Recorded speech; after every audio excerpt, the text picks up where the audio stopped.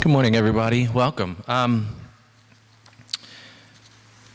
There's a lot to think about today. A lot of people who are contemplating who God is and why He would let these kind of things happen, not just in Paris and Kenya, or around the world. It gives us pause, I think, on a morning like this to think about such things. And it's good to think about such things. God, where are you? God, what are you doing? Why are you allowing this?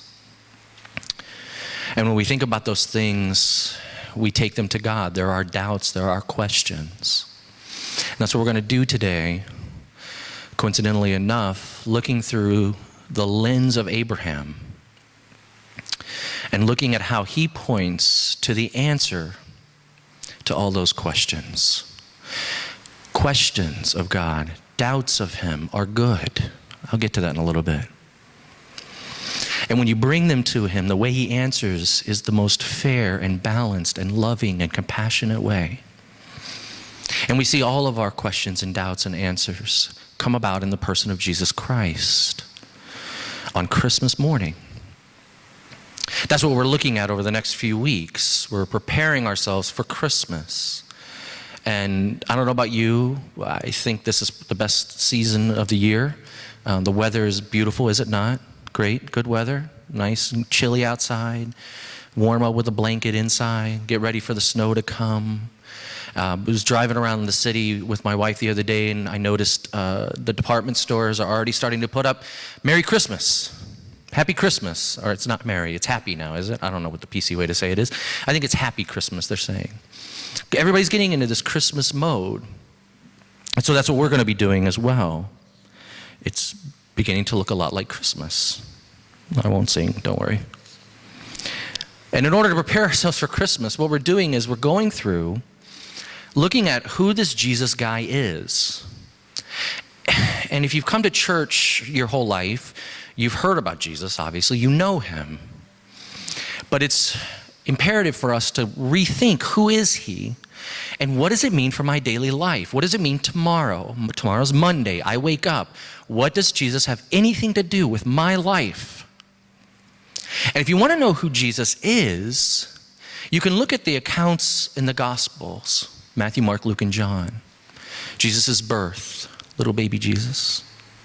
Little baby Jesus, cute, so cute, isn't He? You can look at Him as an older man, preaching, teaching, healing. You can look at Him on the cross, dying for you. You can look at Him resurrected. But here what we're doing over the next few weeks is looking at where and who Jesus comes from. Because that's the most important way to know who He is. This is God incarnate, meaning He comes in the flesh. And you have to look at the little baby Jesus in his little golden diapers. And you have to say, who is this guy? What is He here to do?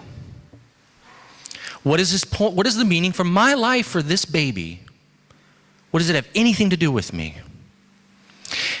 And the book of Matthew and the book of Luke go to great lengths to tell you, if you want to know who Jesus is, you have to know who He comes from.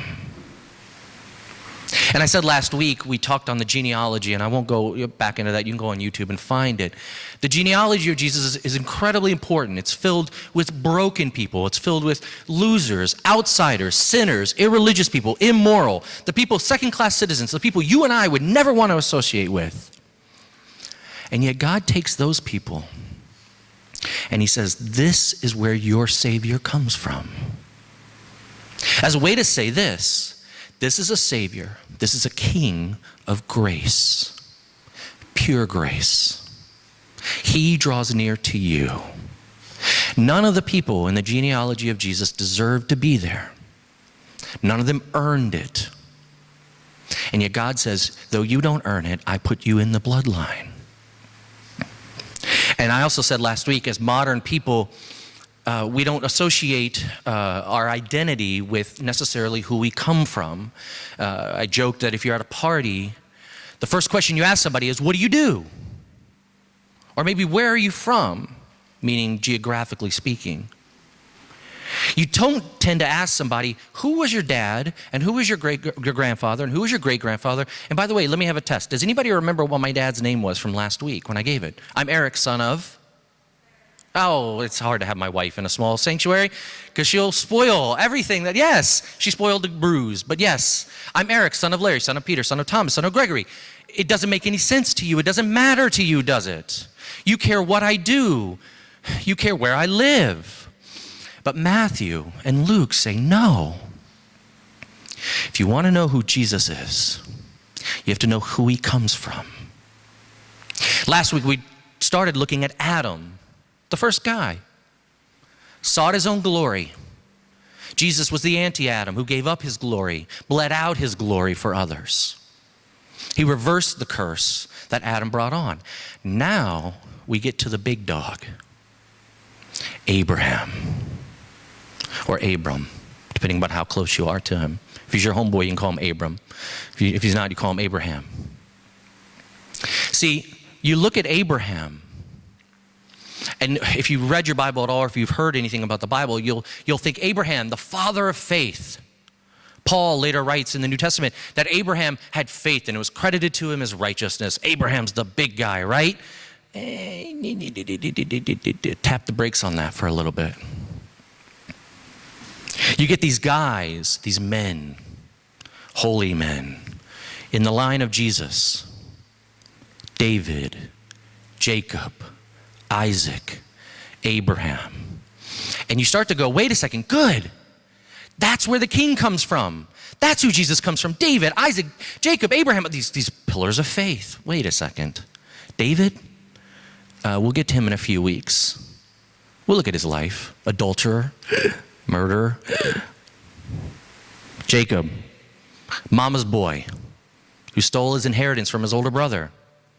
And he's the younger brother who never should have been blessed in the first place. And Isaac, little Isaac, who's going to be sacrificed later on, maybe, we don't know. He's coming up the mountain, everybody's scared for him. Isaac, you know what he does? He tells a little bit of white lie. A little bit later on, he says, that's not my wife, it's my sister. Liars, adulterers, murderers, cheats, thieves. These are the guys that people hold up as pillars of faith, and yet they're broken people. They're lost. They're morally confused at best. And this is where Jesus comes from, a king of grace. Now, Abraham, today, Abraham's one of those guys that we hold up to be a model in the Christian faith, even in the Jewish faith. Abraham's the man. He's the father of faith. Yet, what you see in this story, and if you have your Bibles, open them up to Genesis 15 again and follow along with me. That's not the full story, actually. Abraham has doubts. Abraham has questions. He doesn't believe God. Now, let's look at what those doubts are and how God answers them. This is what we call, in theological terms, a fancy term called a theophany. Say that with me, theophany. Is that nice? There you go, learn the term. Theophany, isn't it fancy? It's a way of saying God shows up. That's all it means, really. It just means God shows up. And there's a bunch of theophanies in the Old Testament. And they're usually to prophets. But here it says, the word of the Lord appeared to Abraham. God comes down in a booming voice, and in fire, and in smoke. And we'll get to that too, because that's the good stuff. This is a theophany.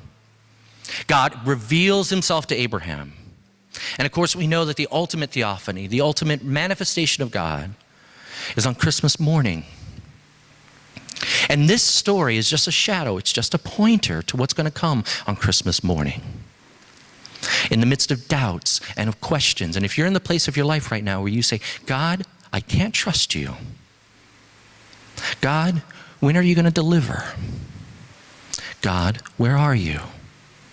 I'll tell you, good, because that's where Abraham was. And God met him, and God carried him, and God points him to something The greatest theophany of all the world. Let me explain what I mean. First, if you look at the first 8 verses, God comes to him and says, Abraham, and I'm going to term this under just 2 headings. I know normally I'm a 3-point guy. I'll stick to 2. Abraham doubts, God answers. Real easy, right? Can you remember that? Abraham doubts, God answers. You and I doubt, God answers. How does he do it? Oh, it's amazing. First, Abraham doubts. He comes to him, God does, in the first 8 verses, and he says, fear not. Don't be afraid. Why would Abraham be afraid?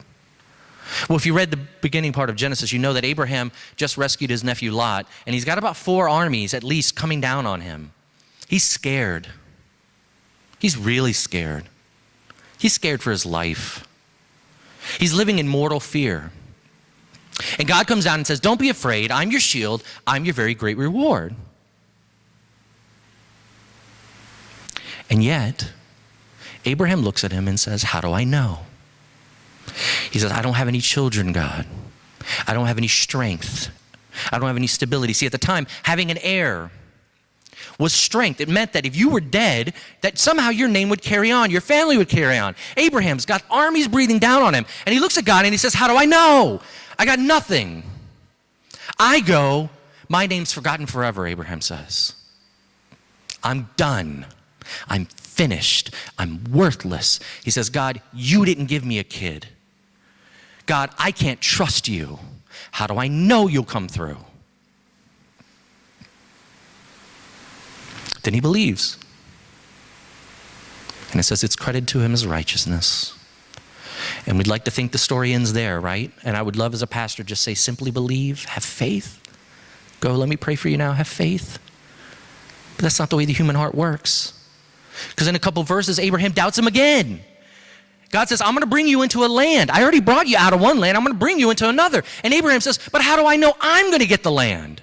See what's happening here? It's very subtle. There's 2 doubts.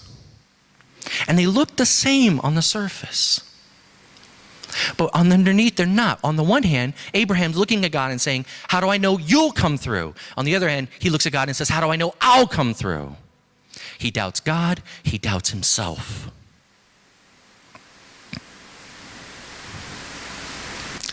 And here's the beauty of this passage. Abraham, the father of faith, is doubting both him and doubting God. How does God answer him? Does God come to him and say, oh, stupid Abraham, just believe, pray harder, go to church, have faith? No. Does he say, oh, Abraham, get away from me. I'm tired of dealing with you people. You don't believe me? Get away. Fine. I'll be God. You be man. Go. No. He comes to him each time in his doubts. When he doubts God, when he doubts himself, and he comes to him and he says, listen, I'm going to work with you on this. I'm going to figure this out with you. If you don't believe me here, believe me here. If you don't believe me here, believe me here. And he goes back and forth, and God's jumping back and forth with him. And God's saying, listen, bring your doubts to me. I'm the only God who will take them. He's quite open to doubting, God is. He doesn't shut Abraham down. Rather, he comes to answer him. It'd be like you looking at an ant on the ground. Look at the little ant. Imagine there's an ant. Can you imagine that? Look down. There's a little ant on the ground. And you look at the ant and you say, look at the ant and say, come, let us reason together. Say it to the ant. Next time you see an ant, look at the ant, pause, kneel down, bow down, and say, come, let us reason together. It would be absurd. It would be laughable for you to say that. And yet this is what God does to Abraham. It's a God who encourages doubt. He takes doubt from you. He takes your questions. He says, I'm open. Come, let us reason. Let's talk, and I'll help you believe. He doesn't condemn him. He doesn't shut him down. It's a perfect balance, actually. You see this later on, of course, in the most famous doubter of all time, Thomas. You remember Tommy from the New Testament, Mr. Thomas. Doubting Thomas. What does Thomas say? All the other apostles, they see the resurrected Jesus. Thomas says, I'm not going to believe it until I can touch him. And what does Jesus do when he shows up? Does he say, stupid Thomas, get down and grovel? Maybe I'll forgive you. Or does he say, Thomas, take your doubts and just go out, leave, you're done. These guys, they believe you don't get out of here. No. Jesus has the perfect balance, as does God, because Jesus is God. Jesus says, come, touch me, but stop disbelieving. See, God enters the narrative of you and me, our doubts, our questions of him. Where is he? How do I know? Where is he gone?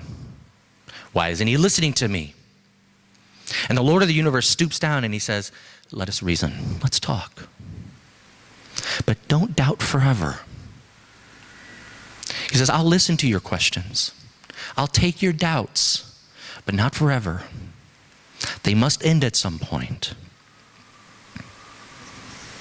And I said before, doubt is good.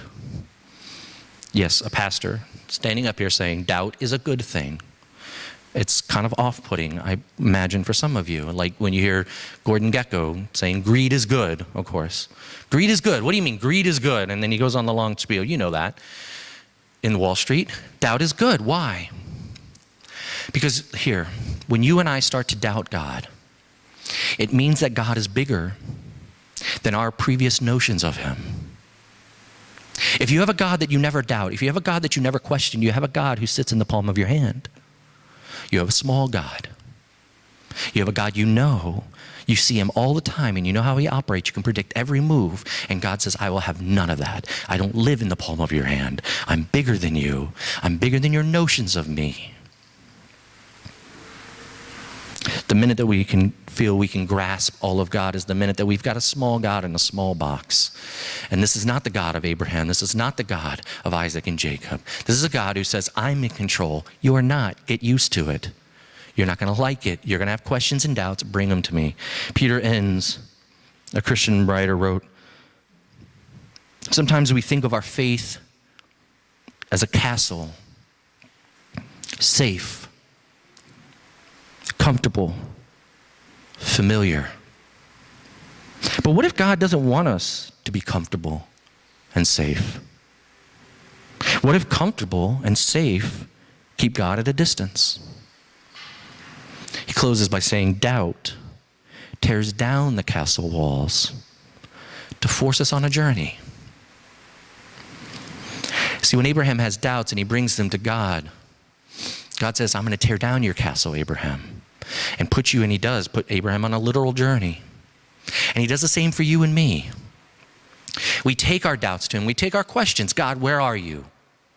How do I know you're going to deliver for me? How do I know even I'm going to deliver for you? How do I know? I don't know. I'm lost. And God says, good, bring it to me. Here's how I'm going to answer you. And he answers Abraham's doubts by making a covenant promise with him. And if you read back, open up your Bibles if you have them in Genesis 15 again and look through this. He does one of the most amazing things. That's probably my favorite story of the entire Bible. And one that I've tried to teach on as much as I can, because it's one that I've never really heard preached on or teached on. This whole business of the animals.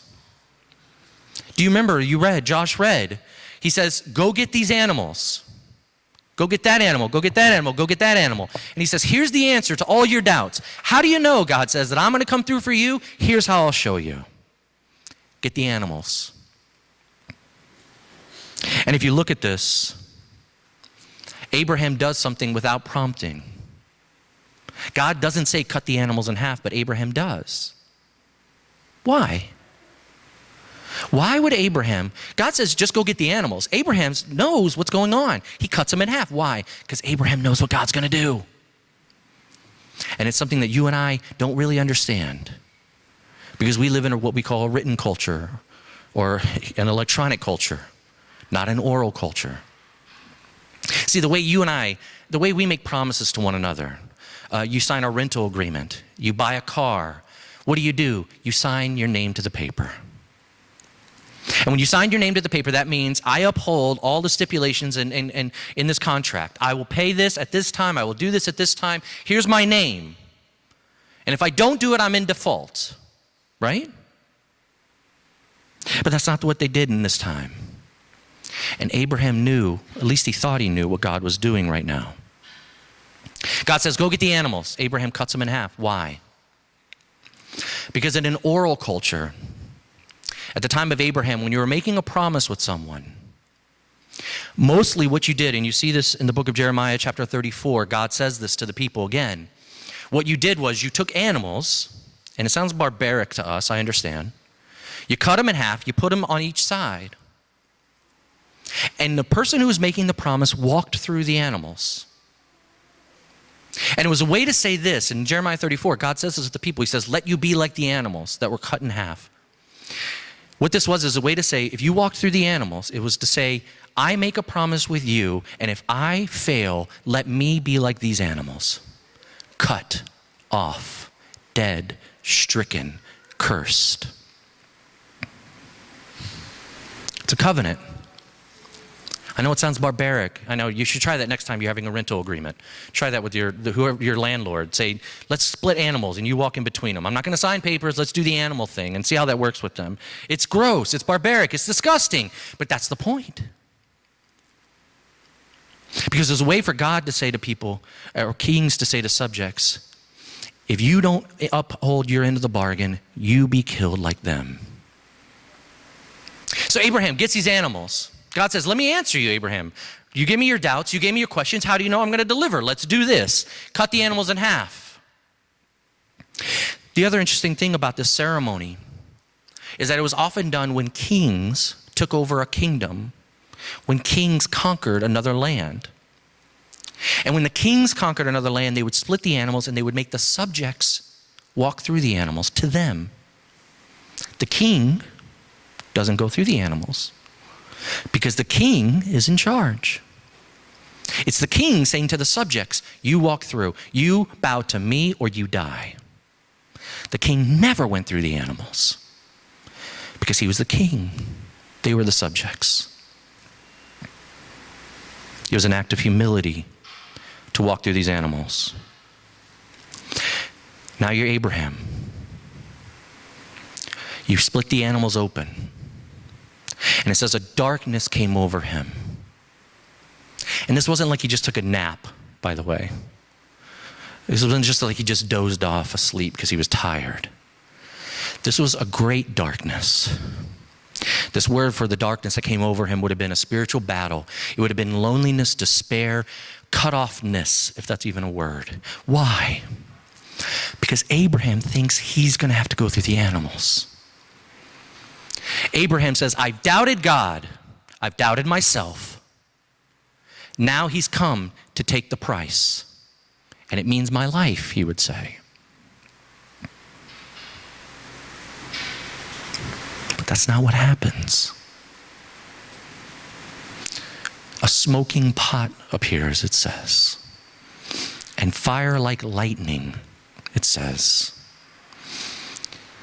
If you go back a little while, this was the same language used to talk about God when he came down on Mount Sinai. Abraham wakes up and he doesn't go through the animals. The fire does. The smoke does. God does. It's God looking at Abraham and looking at all those who would come after Abraham, meaning you and me in this room right now, saying, you doubt me. Okay. I'll fulfill my promise to you. And if I don't, I'll take the price. I'll be cut off. My immortality will become mortal. You see this? The king, God, we're the subjects. We, in our doubts, should go through the animals and say, I'm sorry, God, for doubting you. I'm sorry. I should never have done that. And God says, no. You stay on that side of the animals. I'll come through to you. I'll draw near to you by grace. It's amazing who goes through the animals. God's very presence. But it's more amazing who doesn't go through the animals. Abraham. You see what God does? And he's doing it with you and me today. He says, you fail, I pay. I fail, I pay. You don't pay. That's the gospel. That's grace. You fail, God pays. He fails, he pays. You and I, we don't pay. He goes to the animals and says, may I be cut off like them. He starts by saying, I'm your shield. Pause for a moment. I'm going to wrap this up in a second, but just think about this for a little bit. Why would God say, I'm your shield? Why does it say, I'm your sword? After all, 4 armies are coming after Abraham. Abraham's doubting God. God says, I'm going to fight for you. I'll be your sword. Why doesn't it say, I'll be your tank? I'll be your whatever. He says, I'll be your shield. And commentators point out that there's an interesting reason why he says shield. And I'll explain it this way. I don't want to get all into the commentaries because I know you guys don't really care about commentaries. Let me put it this way. When I was a little kid, my dad, I don't know why, for what earthly reason, lugged us to Renaissance fairs all the time. You know, Renaissance fairs, where like everybody dresses up in like Middle Earth gear and they pretend that they're like thee and thou and I'll smite thee. And yeah, I was that kid. So I was at these Renaissance fairs and, you know, they do like Middle Earth or Middle Age things where you like do axe throwing and all these activities and stuff. And I don't know why I went to these things with my father, but he loved to go to these things and it was fun for him. And I remember there was always one part where you got to like fight with swords and shields, like fake swords, wood swords. And of course, as a little kid, like that was the coolest thing for me. I was unathletic, I was big-headed, little-bodied, I couldn't do anything right physically. So I was like, cool, this is my chance. I get to like fight with a sword and a shield. Let's go, let's get at it. Now let me tell you this. If you have a shield, if you've gone to Renaissance fairs, I don't know if you fight with shields, please don't do it. I'm not advising you to do that. But when I fought with a shield as a little kid, I felt invincible. Here I am, I'm scrawny little Aric. I got knobby knees. I got a huge head and a little body. I'm frail, I'm sick all the time. And here I felt with a shield, I'm invincible. But inevitably, because I went with my brothers and my sister, who are older than me. My brother, because he was my older brother, as older brothers are wont to do, he would pick up one of the swords and he would start smacking on me. He thought it was funny. And I know that's kind of funny. And I would, of course, use the shield. I'd block him. Oh, I got you. Go. You know what? That hurt. It hurt my arm to be hit and bludgeoned by my older brother. I got abused as a little kid by my brothers. That's fine. Feel bad for me. But I had a shield. I felt invincible. But I realized, you know what? When you hold the shield up, you know what takes the punishment? The shield. The shield. God says, I'm your shield. I come to take the punishment you deserve.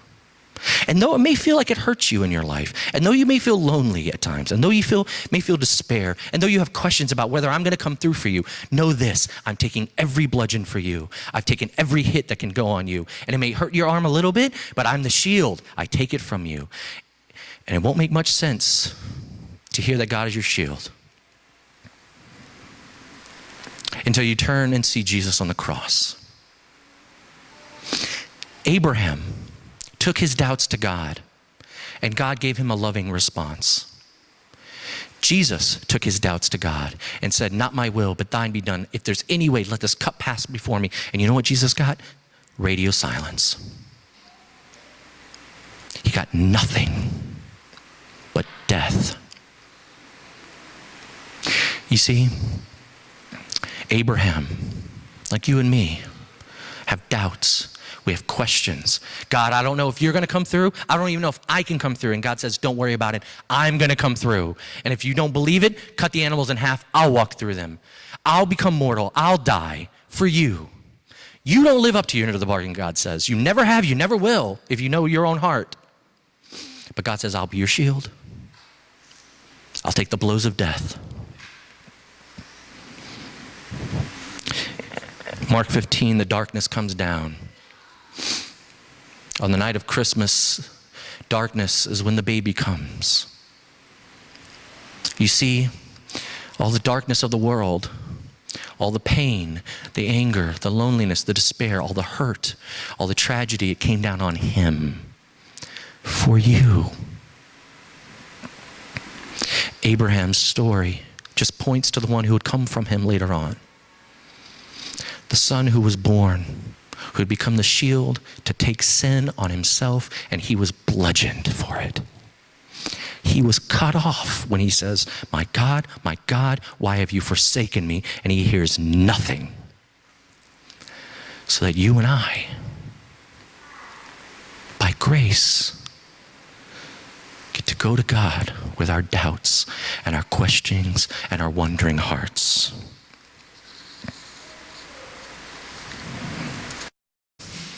He was a skeptic, didn't believe. As a young man, his mom wanted him to become a priest or a preacher. He instead went into another profession.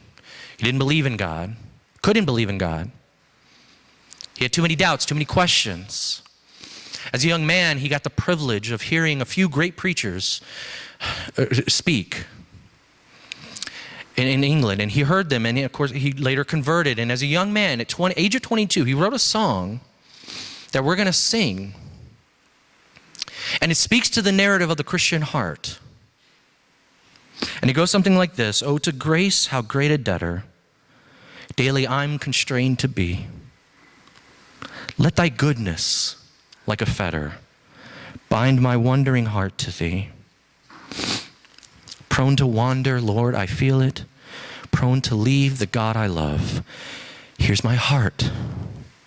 Oh, take and seal it. Seal it for thy courts above.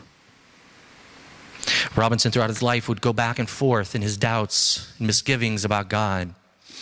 There's a famous quote that's credited to him later on, a woman who is humming this song. And he said, what are you singing? She sings the lyrics, and he says, I wrote that song, and oh, how I wish I hadn't written that song. Throughout his entire life, he knew that the life of a Christian is one of a wandering heart. But he sings, oh, to grace, how great a debtor daily I'm constrained to be. Let thy goodness like a fetter bind my wandering heart to thee. Prone to wander, Lord, I feel it. Prone to leave the God I love. Here's my heart, oh, take and seal it. Seal it for thy courts above. Today, Jesus says, yes, your hearts wander. I'll take them, he says. I'll seal it. See me bludgeoned on the cross for you. Rest in that. Then you'll know. Then you'll know. Go in prayer now. Reflect on this silently in your own hearts.